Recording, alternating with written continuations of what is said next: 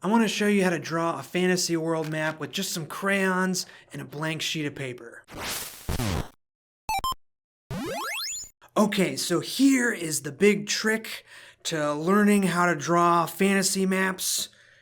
You just jump in and start drawing. That's really all there is to it. So I want you to go back and think about when you were a little kid and you would just draw for fun. You know, you didn't need to know how to draw something to draw it. Maybe it wouldn't look totally perfect or amazing, but it was still just fun to do. And there's a magic to drawing, right? So with that in mind, think about what the little kid version of you would do if I asked them to draw a mountain. You could totally do it, right? You can picture how the younger version of you would draw a mountain. The same with a forest or a castle. It wouldn't be a problem for your younger self. It's almost instinctual, right? Like when you were a kid, you would just draw. Now, I've made a ton of videos about drawing maps, and I repeat this one fact over and over again in these videos, and it's the thing that makes maps cool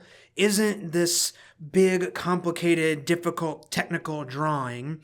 It's that there's a lot of little, simple drawings that you do over and over again that will eventually add up to a big, complicated, technical-looking drawing that is awesome. But there's something else going on underneath that.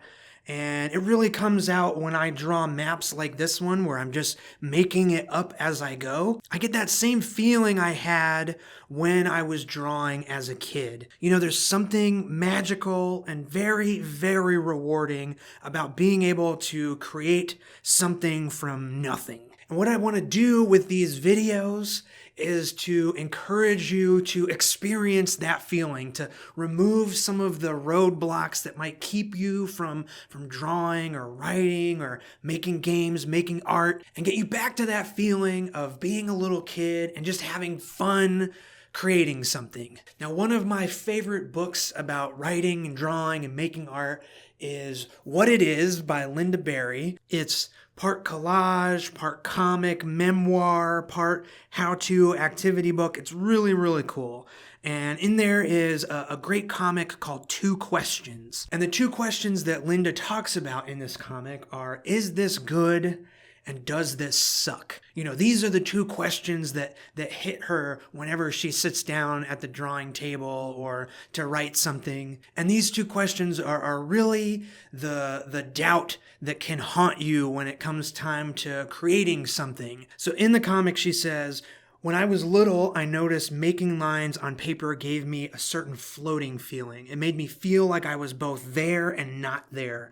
The lines made a picture, and the picture made a story. I wasn't the only kid it happened to. Every kid I knew could do it. Before the two questions, pictures and stories happened in a way that didn't involve much thinking.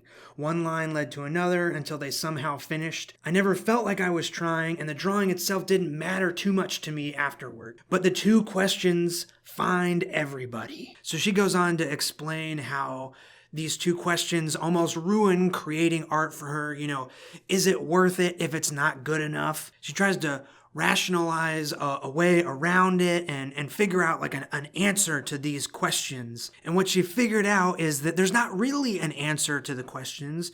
You just have to let it go. Forget these two questions long enough to let something amazing happen. So if you just trust me and jump in, start drawing a map, draw the coastline, draw some mountains, forests, towns, castles, volcanoes, whatever you want, stories about this place will start taking shape in your mind, and soon, before you know it, you'll have created an entire world. And the cool thing is, you won't have just imagined it. You'll have made it real by making these marks on the paper. And while you're drawing, these questions, these doubts will pop into your mind. It's easy to get caught up wondering if what you're creating is good enough, if it's worth the time that you're putting in. But do your best to just push that stuff out of your mind. Don't worry if every little drawing isn't coming out exactly like you envisioned it. Just go with it and remember why drawing when we were kids was so fun. We could just spend the time, create a story and a world, and it didn't matter if it was good because the act of making it. The act of doing the drawing was the fun part. And I just think drawing these fantasy maps is a great way to get back to that feeling. They're easy to draw. You don't need to know anatomy or perspective. You can just go for it, and you don't have to worry about the map being good enough or if it sucks.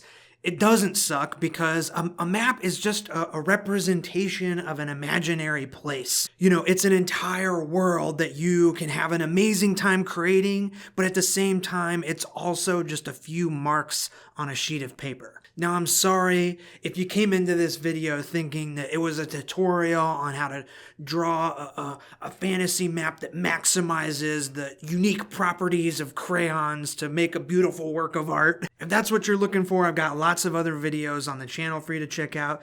But really, I just want to encourage you to have fun drawing. You don't need any fancy tools or a ton of practice to jump in and just start making your own imaginary worlds real. And just like Linda says in the book, if you're one of those kids that quit drawing, come back. I hope you have fun drawing your own fantasy maps with crayons or colored pencils or markers, whatever you have lying around.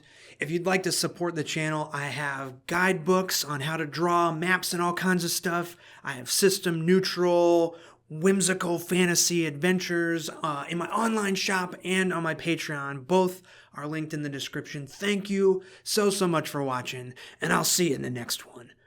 See ya!